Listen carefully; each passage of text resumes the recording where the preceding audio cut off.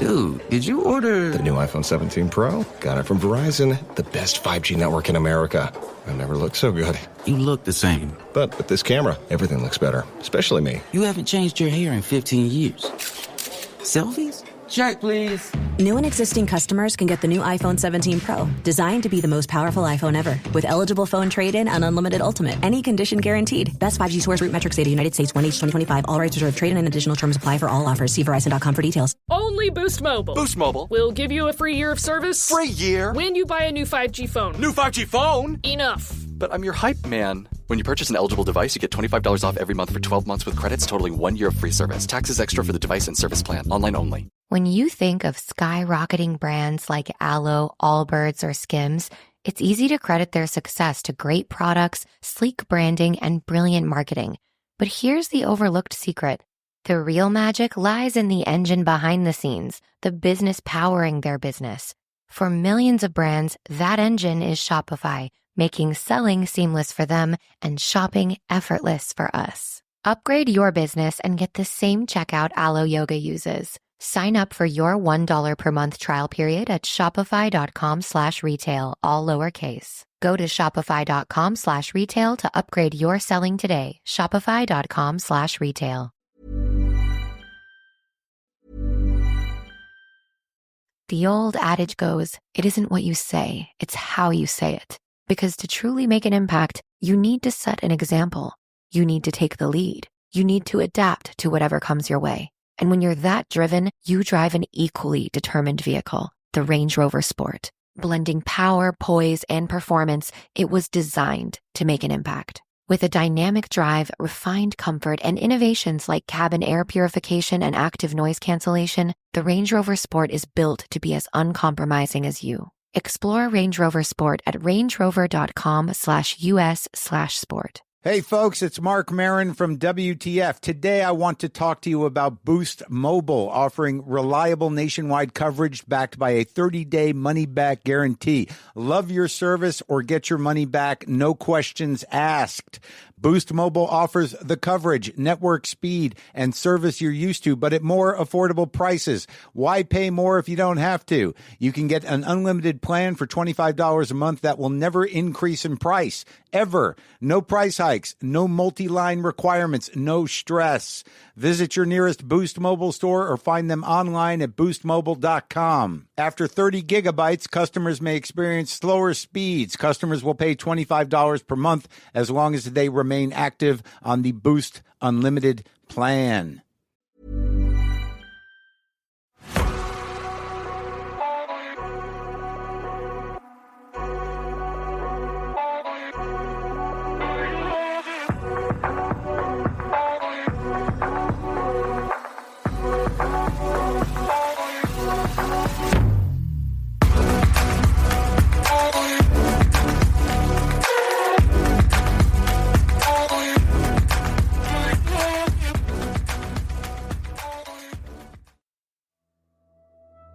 Hello, I'm Sarah.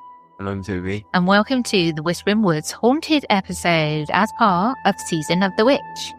In this episode, we are going to... Ghana Witch Camp. Yes. Now, I wanted to include this story because I personally find it so interesting. I'm not sure how interesting young ones will find it, but you'll know what I mean when we get into it. And let's do that now. Are you ready for the story? Yes, I am. High on the arid savanna of northern Ghana lies a settlement that outsiders rarely visit. Round mud and thatch huts cluster on the outskirts of Gambaga town, their walls cracked by decades of sun and rain.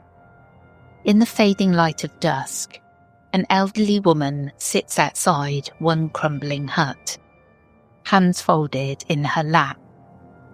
She's been there for over 40 years, an exile accused of witchcraft, cast out from her home village. Her story is one of many. This place is the Gambaga Witch Camp, a refuge born of fear, where women blamed for misfortune find safety from violence, even as they remain haunted by stigma and sorrow. Across northern Ghana, hundreds of women live in such exile, condemned as witches and banished from their communities. These so-called witch camps are both sanctuary and prison, isolated villages where accused witches seek protection from lynch mobs, but where they must live out their days in bleak conditions and social isolation. There are no walls or barbed wire, yet few dare to leave.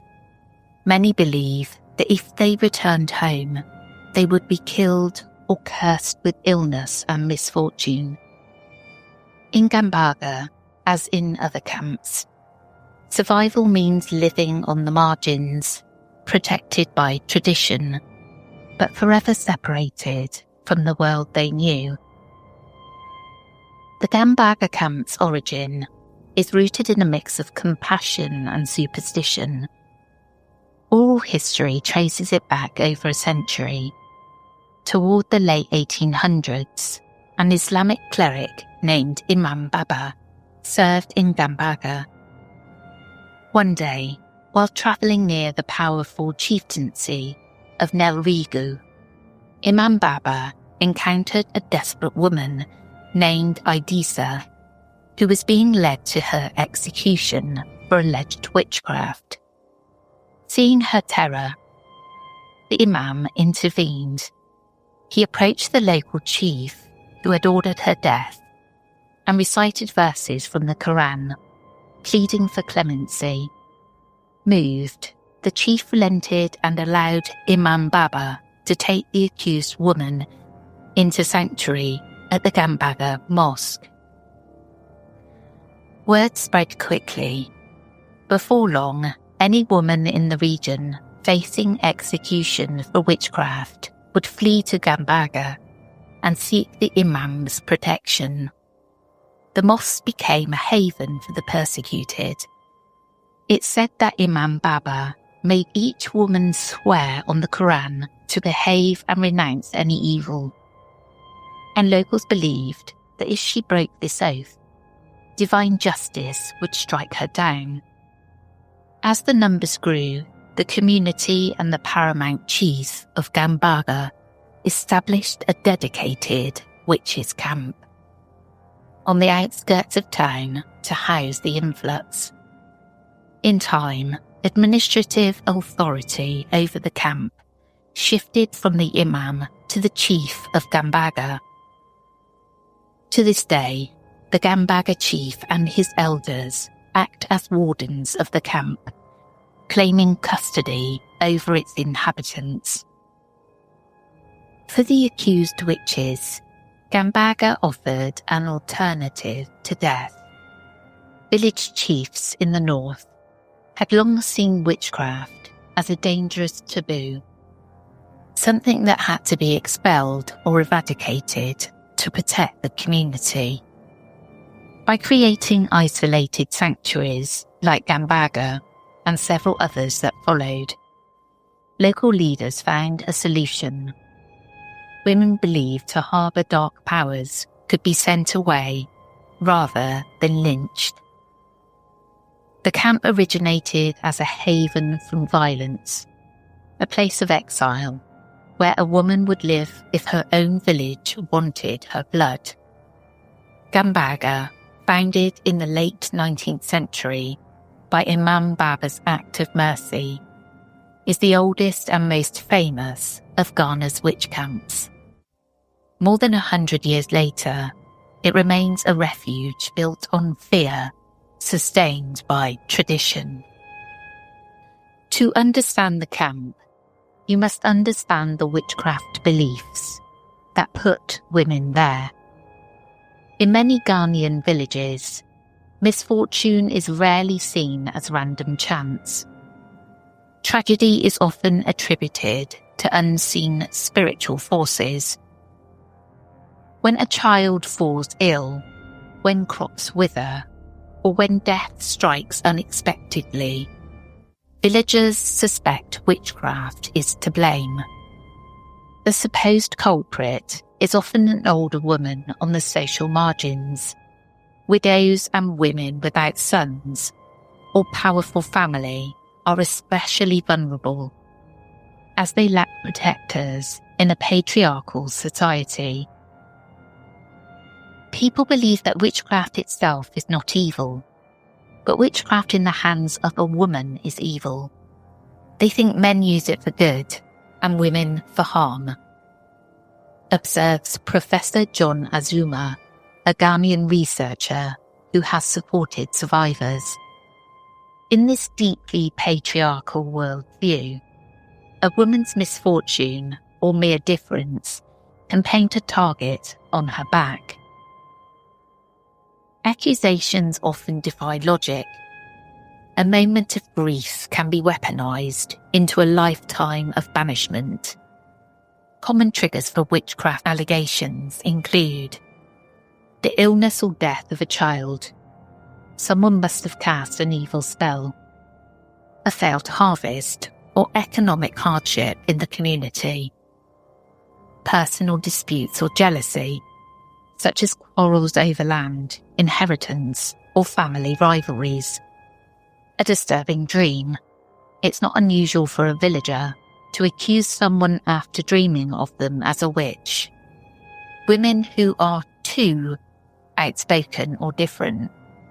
As one BBC report noted, outspoken or eccentric women may also be branded as witches in Ghana. At a Gambaga camp, a woman named Kalogo Tindana recounted how her husband's other wife woke from a dream and claimed that she had seen Kalogo attacking her in the dream. She saw me in her dream. I was chasing to kill her, Kalogo says. By morning, the entire community was convinced. They labelled me as a witch and attempted to kill me. In another case, an elderly widow's own son beat her brutally after blaming her for his failures in life. He believed his mother had cursed him, the reason he was struggling. In scenes like these, anger and fear quickly turn to violence. Mobs may form to lynch the accused with machetes, stones, or fire. Sometimes they beat the person to the extent of lynching. It's barbaric, says Abbas Yakuba, a regional human rights officer. Even a strange stare or an offhand remark can spark suspicion in some communities. Once rumours swirl, the accused cannot risk staying home. Escape becomes the only chance at survival. Behind these accusations lie long-standing superstitions about what witches supposedly do. In Ghana's folklore, as in many parts of West Africa, witches are believed to wield supernatural powers to harm others. They are thought to operate at night, conducting secret rituals and flying unseen through the dark. Locals say witches sometimes take the shape of animals, a bird, a cat, to stalk their prey. They are blamed for possessing souls, inflicting mysterious illnesses, and even causing deaths by cursing their victims. Some believe witches emit a phosphorescent light, glowing like fireflies, or even walk upside down, traversing the village in a ghostly inversion of normal life. These vivid legends, passed down through generations, create a climate of fear. In reality, many accused women are simply elderly and ailing, their eyes bloodshot from years of cooking over smoky fires. Yet even such natural signs of aging are interpreted as marks of the witch. It's a cruel irony that the very symptoms of hardship and poverty can be seen as proof of dark magic. The camp consists of about 25 mud huts scattered on a sun-baked plain. sheltering roughly 100 accused witches at any time. Living conditions are extremely basic. There is no electricity, no running water, and no healthcare facility on site. Women sleep on dirt floors or thin mats. When rain pours, the thatch roofs often leak, leaving puddles on the mud floor. Food is scarce. The inhabitants survive on meagre donations from churches, NGOs, or the kindness of visitors. Clean water must be fetched in buckets, sometimes from miles away, unless a charity has installed a borehole. Sanitation is rudimentary, contributing to illnesses that often go untreated. For all its hardships, the camp offers something precious: safety. Here, the women no longer fear being attacked by neighbours or relatives. Life at the camp here is far better for me than to be sent back to my community, where they were trying to kill me, says Dimwak Kombiak, an elderly blind woman who found refuge at Gambaga. Many residents echo this sentiment. They call Gambaga a safe haven, praising the local chiefs for accepting them when their own families turned them out. The camp functions under the protection and strict authority of the Gambaga chief and his sub-chief caretaker. The chief's power is absolute here. He provides the women a place on his land and promises the surrounding community that the witches' powers have been contained. In return, each woman must pay for his protection. Traditionally, new arrivals offer gifts or a fee, often the equivalent of a few chickens or goats. If penniless, she will repay with her labour, working in the chief's fields, fetching water, or performing other tasks. Effectively, the women become indentured to the camp's hierarchy, dependent on the chief's goodwill to remain in the only shelter available to them. Over the years, outside organisations have tried to improve conditions. The Presbyterian Church of Ghana has a long-running project here, supporting the women with food, medical visits, and even efforts at reintegration. Thanks to such interventions, Gambaga now has a few water pumps and better shelters than decades ago. Yet the women remain traumatised and isolated. Many arrived after surviving brutal violence, broken bones, deep gashes, even blinded eyes from attacks back home. In the camp, they form a fragile community of survivors. They cook together over open fires, share stories of what happened to them, and tentatively rebuild a semblance of normal life in exile. Children and grandchildren sometimes accompany the banished women, growing up as outcasts known as witches' children. These youngsters face bullying and stigma, even at school. For the elderly inmates, daily life is slow and repetitive. Sweep the yard, tend a small garden patch or a few chickens, if they have any, and wait for visitors or aid distributions. Despite the hardship, there is a sense of solidarity among the women. They have all endured the same ordeal of accusation and flight. In this camp of supposed witches, they call each other sisters. Life in Gambaga Witch Camp is governed by ritual and belief. Entry into the camp often begins with an ordeal to determine the accused's guilt or innocence in the spiritual realm. A local diviner or priest performs a ceremony known colloquially as the chicken test. The practice is simple, but steeped in superstition. A chicken's throat is slit over a shrine, and the dying fowl is cast into the air. If the chicken falls on its back, with its wings facing the sky, the woman is deemed innocent. If it lands on its front, breast down, she is declared a witch. In nearly all cases at Gambaga, the outcome confirms the community's suspicions. Whether by design or chance, the omen shows the woman to be a confirmed witch. Once branded as a witch by the ritual, the woman undergoes a cleansing process. At some camps, this involves drinking a special concoction made with the blood of a sacrificed chicken, believed to nullify the witch's power.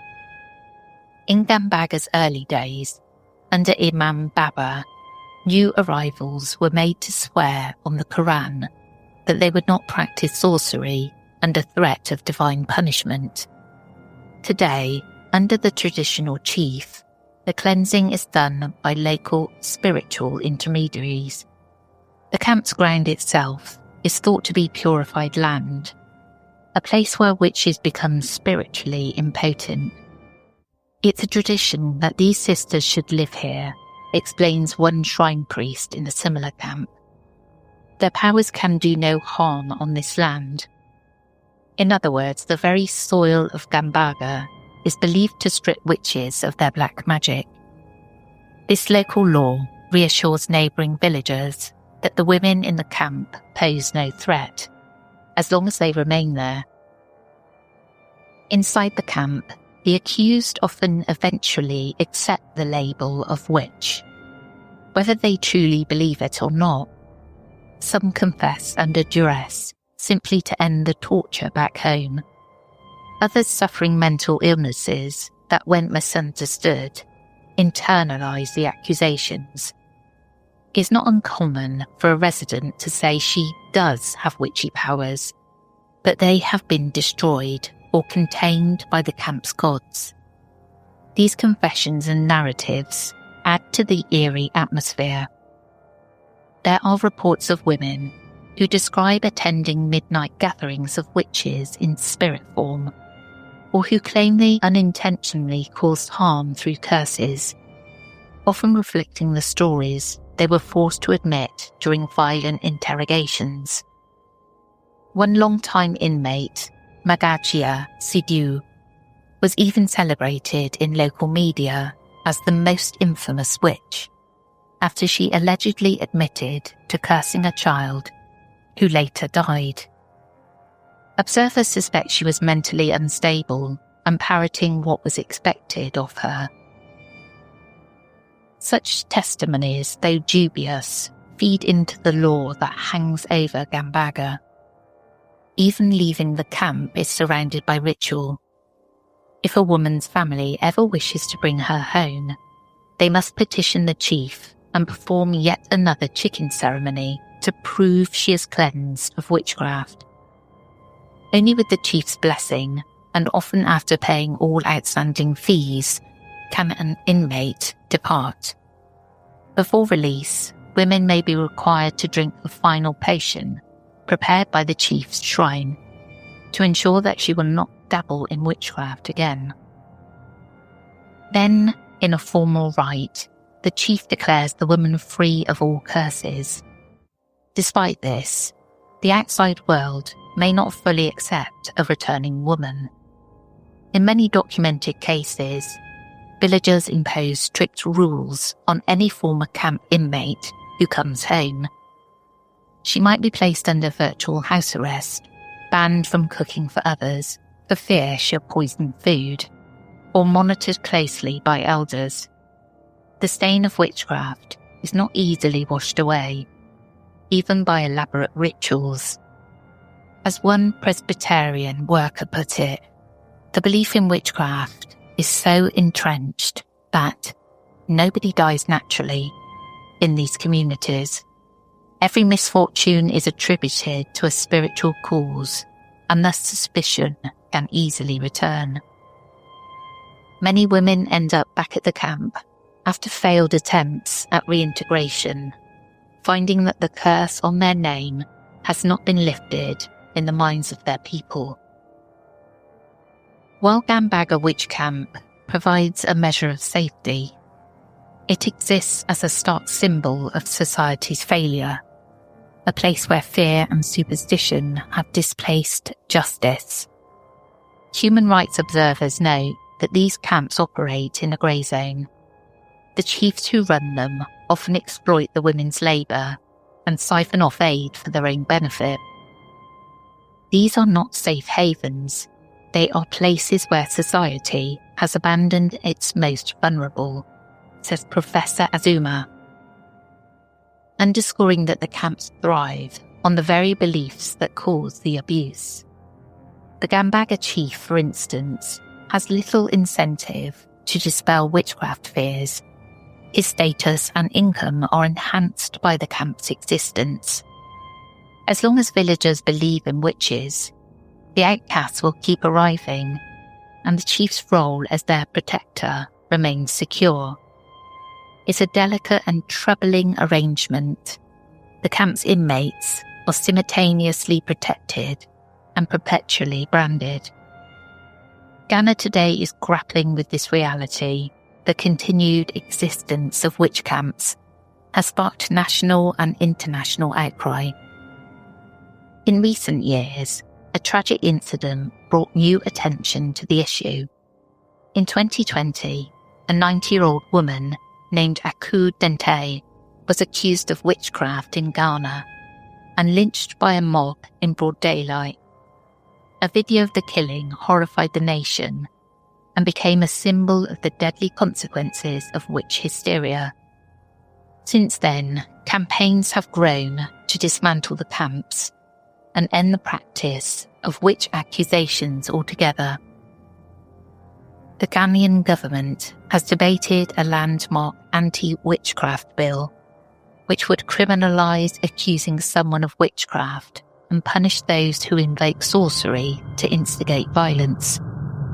If passed, the law would also mandate support for reintegrating women who've been banished, enabling them to return home safely.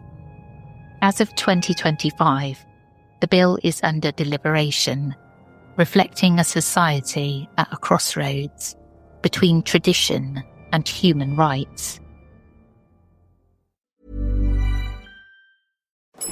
Dude, did you order... The new iPhone 17 Pro? Got it from Verizon, the best 5G network in America. I've never looked so good. You look the same. But with this camera, everything looks better, especially me. You haven't changed your hair in 15 years. Selfies? Check, please. New and existing customers can get the new iPhone 17 Pro, designed to be the most powerful iPhone ever. With eligible phone trade-in and unlimited ultimate. Any condition guaranteed. Best 5G source root metrics data, United States, 1H 2025. All rights reserved. Trade-in and additional terms apply for all offers. See Verizon.com for details. The old adage goes, it isn't what you say, it's how you say it. Because to truly make an impact, you need to set an example. You need to take the lead. You need to adapt to whatever comes your way. And when you're that driven, you drive an equally determined vehicle, the Range Rover Sport. Blending power, poise, and performance, it was designed to make an impact. With a dynamic drive, refined comfort, and innovations like cabin air purification and active noise cancellation, the Range Rover Sport is built to be as uncompromising as you. Explore Range Rover Sport at rangerover.com/US/sport. Did you find that interesting? Yeah. I can't believe that those places still exist. What, like, there's witches in there now? Yeah, they're still there. They're still around. It just seems completely alien to us because we are from the Western society and we kind of eradicated that stuff a long time ago. It just seems really alien to me and awfully sad. Imagine that, because I would be in one of those camps by now because I'm getting on a bit.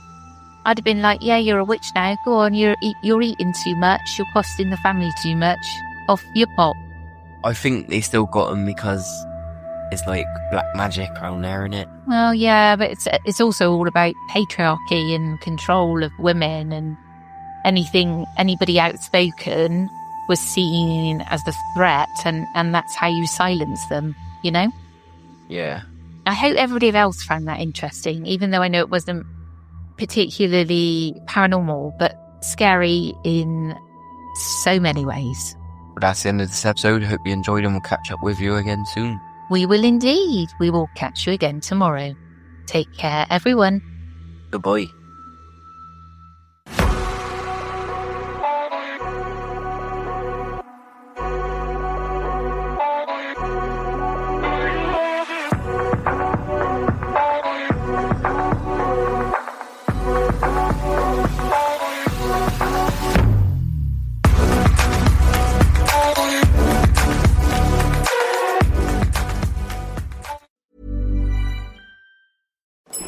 Dude, did you order... The new iPhone 17 Pro? Got it from Verizon, the best 5G network in America. I've never looked so good. You look the same. But with this camera, everything looks better, especially me. You haven't changed your hair in 15 years. Selfies? Check, please. New and existing customers can get the new iPhone 17 Pro, designed to be the most powerful iPhone ever. With eligible phone trade-in and unlimited ultimate. Any condition guaranteed. Best 5G source root metrics data, United States 1H 2025. All rights reserved. Trade-in and additional terms apply for all offers. See Verizon.com for details. Trimble is the technology company that connects your physical and digital worlds, so industries like transportation and geospatial can get hard work done faster than ever. Every day brings new challenges, decisions, adjustments, real-time moments that matter. With Trimble on your team, you're in command of purpose-built tech ecosystems and connected solutions that keep work flowing end to end. Turn data points into decision points, deadlines into finish lines, and possibilities into profits. Check out what Trimble can do for you at Trimble.com. Because with Trimble, you can act smarter, move faster, and lead with confidence. Trimble, confidence at every turn. Only Boost Mobile. Boost Mobile. We'll give you a free year of service. Free year? When you buy a new 5G phone. New 5G phone? Enough. But I'm your hype man. When you purchase an eligible device, you get $25 off every month for 12 months with credits totaling 1 year of free service. Taxes extra for the device and service plan. Online only.